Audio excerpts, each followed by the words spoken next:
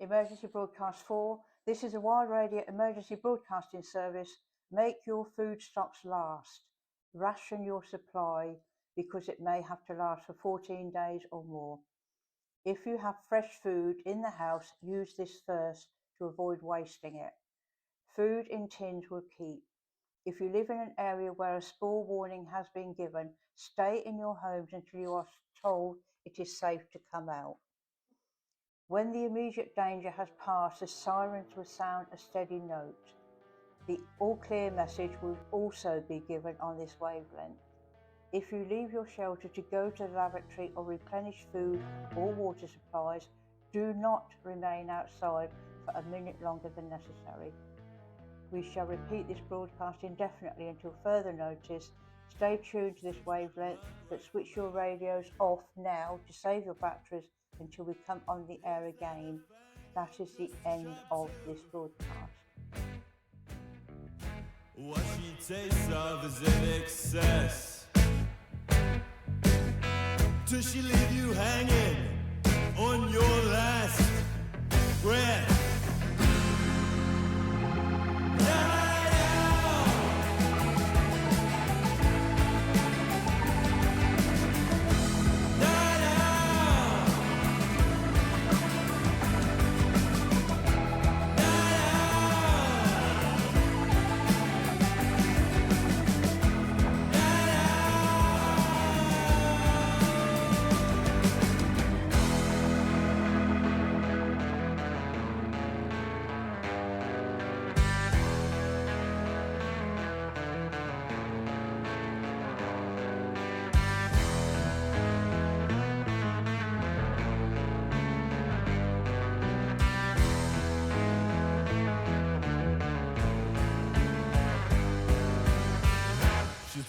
Brush and start to your heart.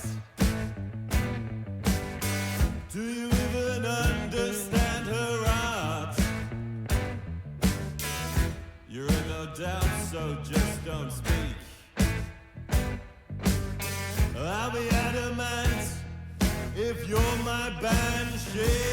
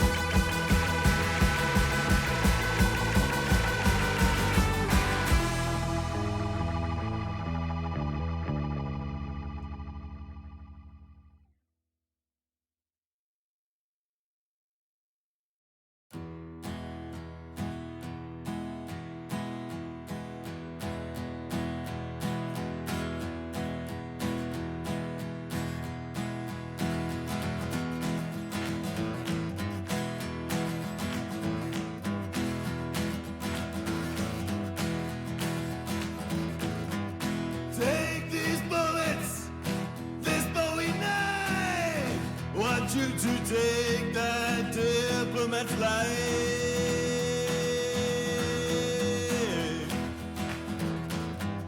We don't work for money, not even Jews, just to disrupt the way this country rules to get in.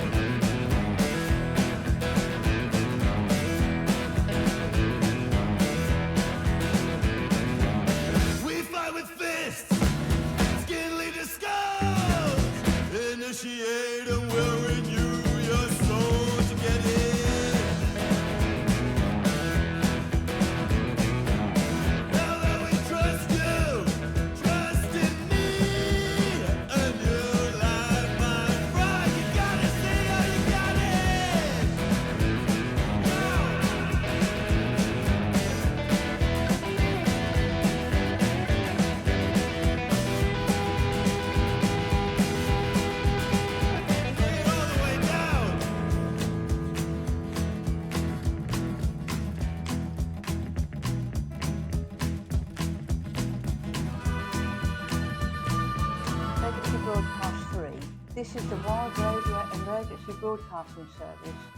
For those who still have cellular reception once we shut down local internet access, the Thornsmouth Gardening Society has sponsored an emergency community landing page where we will continue to post updates on the situation as we receive them.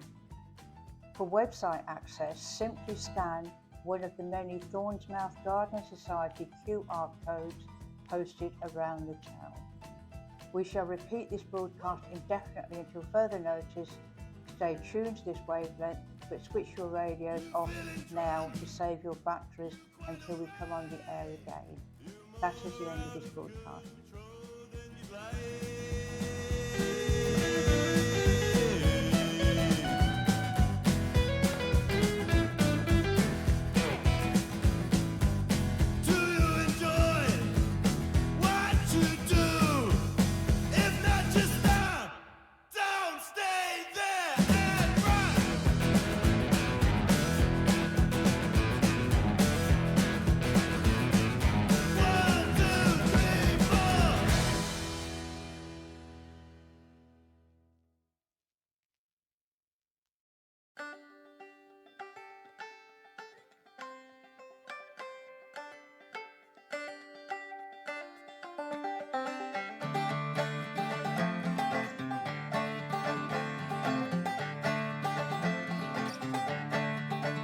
Desperado.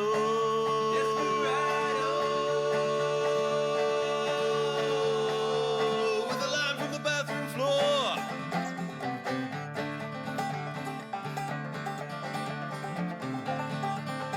Mrs. Barkey.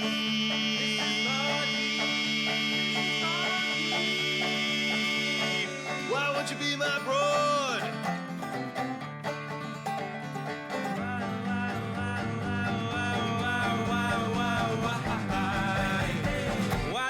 Kick me out. And if I don't get your kiss, I guess I'll eat a plate of chips.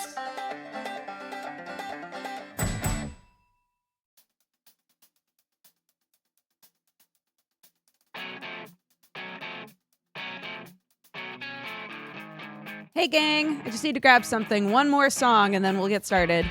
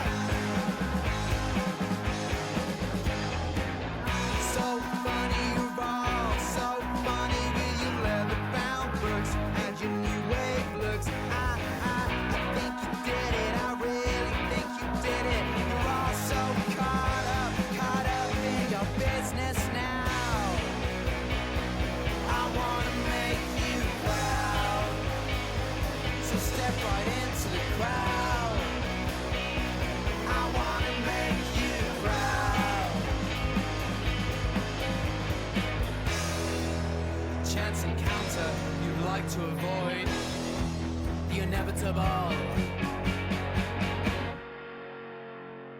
Seen monkeys, we're all seen monkeys. Just wanna get lucky, just wanna tell our mom and now we did it, yeah, we did it, 'cause we're all so caught up, we're all such critics now. I wanna make you proud, so step right into the crowd.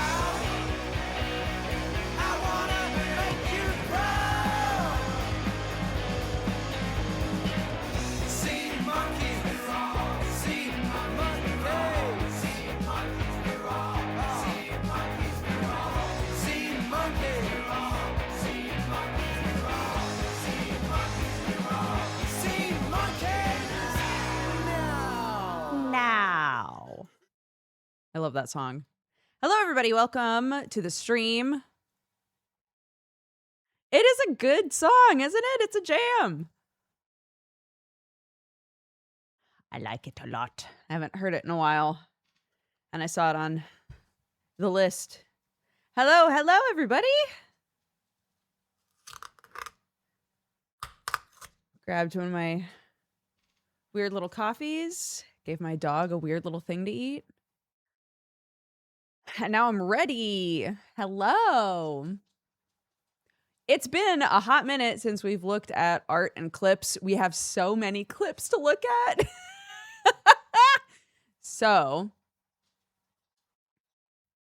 The song is called Scene Monkeys. It's by Townhouses. It sounds like a good, weird little morning. It is. It is. Oh my gosh. I had one of those nights last night where I kept blinking and like an hour went by. You know, I was so out of it last night. And then suddenly I was like, I guess it's bedtime. Weird night, but that's okay. I slept well. So we're all Gucci. How are all of you doing? I just went to check. We've sold over 300 mini mushies. So cute. I'm so happy. Over 300 mini mushies have a home. The eyeball twitching sells it. This model is very good for the eye twitches.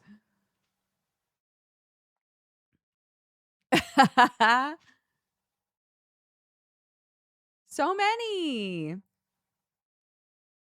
I'm very happy. So thank you, everybody who's adopted a mini mushie. They're starting to destroy my house. I don't know what to do with them anymore.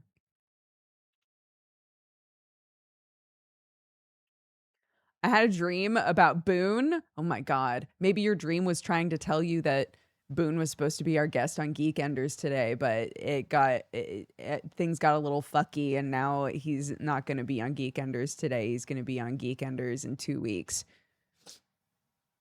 And maybe that's what your dream was trying to tell you. No, it's my fault. It's my fault because my kiddo's been out of town on a school trip and gets back today. And she gets back literally right when Geek Enders happens. And I was like, I am miserable at the thought of her getting home from this trip that she was really anxious about and not being there to like welcome her home, you know? So I was like, can we reschedule you? Because it's early for him. He's a Pacific Northwest boy. I was like, it's really early for you, and I don't want you waiting around until I'm like able to be there. So the Nerd Cubed patrons are trying to get. Oh, I love Dan. I'd love to have him on Geek Enders.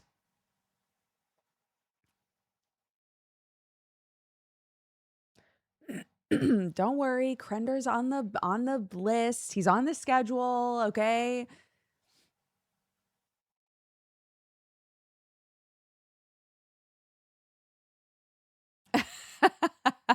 Yeah, Geek Enders will not be happening at 4 o'clock or at our normal time, probably an hour later. It's hard because with school trips, like when they get home, there's like a set time that they plan to be home, but if traffic's bad, you know, then suddenly you're like, oh, so when are they going to be here? Yeah, Grendor, he's a popular boy. He's a popular boy. He's got a lot going on.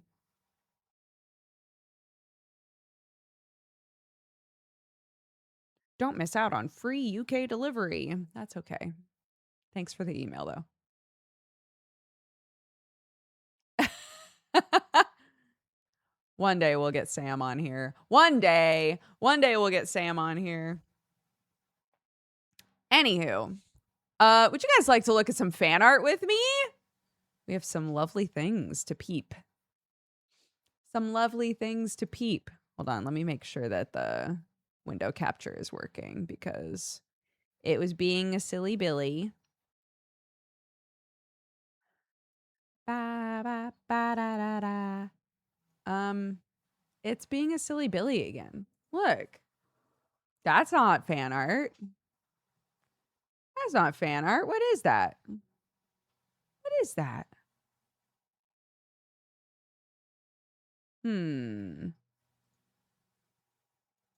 Let's see.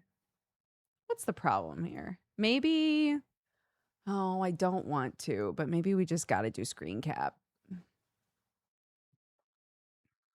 In light mode, I'm going to tell you something. Oh my gosh, Tea with Mandy, thank you so much for the raid.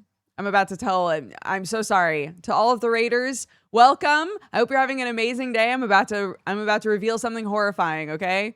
I keep a lot of my stuff on light mode. I keep a lot of my stuff on light mode. I'm sorry. It's true though. I have most of my stuff is on light mode. I'm sorry. Mandy, I hope you had a great stream. Thank you so much for sharing your lovely people with us. Sometimes we need the daylight vibes. That's what I'm saying. Oh my gosh. And Zamoy, thank you so much for the raid as well. Hello, welcome. Welcome, guys. Are you okay? I am. I'm all right. Don't, please, no. Don't unsubscribe. Don't unsubscribe. Please. Please, wait. Let me explain myself. Sometimes dark mode on apps makes me sleepy.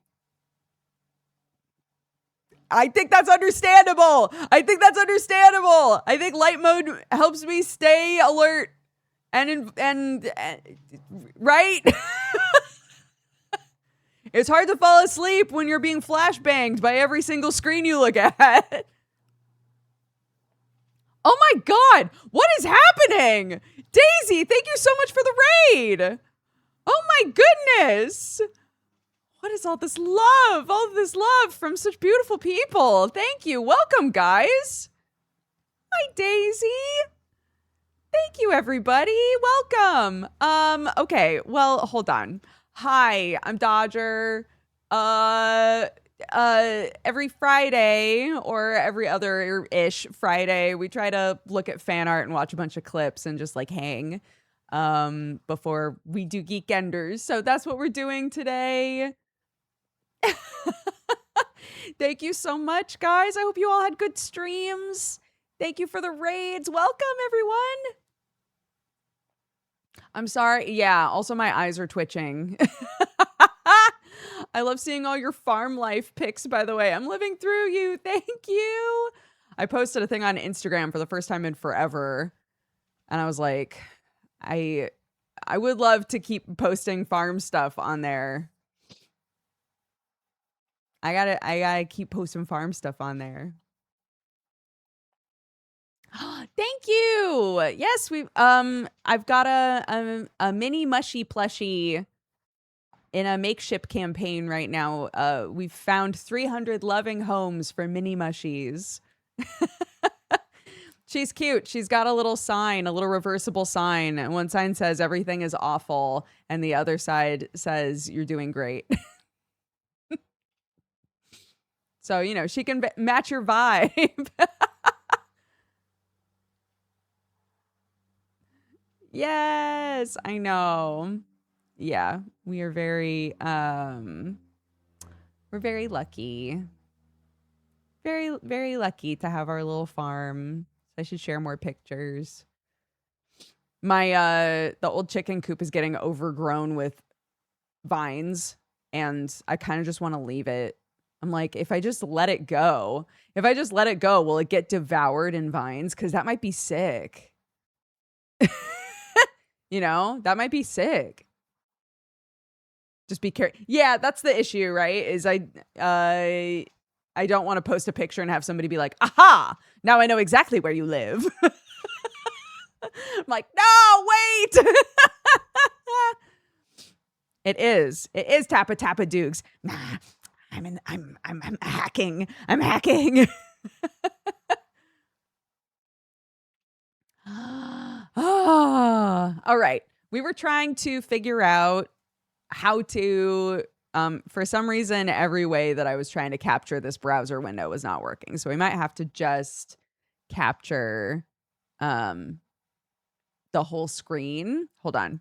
Hold on. Hold on. Hold on. Hold on. Hold on. Hold on. Hold on. Holy Stromboli, we did it. Holy Stromboli, we did it. All right, this is our first piece of art, which is so cool. I've never looked this cool in my life. But Felt Chicken did this one. I love it. Thank you so much. I don't know what I'm casting. I don't know what sort of magic I'm pulling in this picture, but it's pretty sick. I love Stromboli. Same. So thank you, Felt Chicken. This one made me laugh. For anybody who isn't here consistently, when I played the first Road to Empress game, it got subtitled for Bilibili, and they gave me the nickname Sister Soup because I died to the soup so many times. So, so Light Genie made this for me. It's my sister soup. Isn't it? It's very good. It's a good goof. This is also great. This was by PZN. I love the way that PZN draws me. It's fantastic. But we were spitballing Dodger coffee ads. I own a coffee company. We were spitballing Dodger coffee ads, and we jokingly said, "Oh, we should put that on a t-shirt, just the script of an ad." And so PZN did it. It's very good. It's very, very good. This one, adorable. We added 4 new mods. We have 4 new baby mods as of this week. Again, welcome to them. You guys are lovely. We're so happy to have you. And Light Genie drew this as well to welcome the new mods. Super cute. Died to the soup. What? Yeah. In Road to Empress, there's like a 70% chance that if you're offered soup, it's gonna have poison in it. So, sometimes you're just really like soup, and you can't fathom that maybe someone's trying to kill you with soup. So, but yes, this is adorable. It's very cute. And then this one, the style is so cute. This was by Peachy Boy. It's very like old school anime style. I love it.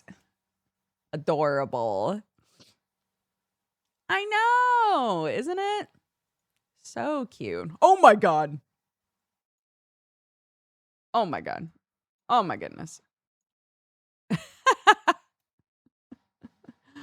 Zoomed in too much. Zoomed in too much. Huge Doogs. That's our fan art. Thank you guys so much. I always love seeing the fan art. If you've ever drawn anything that you think would be a good fit for us to look at on stream, we've got a little channel in our Discord that is all fan art. So I love seeing it.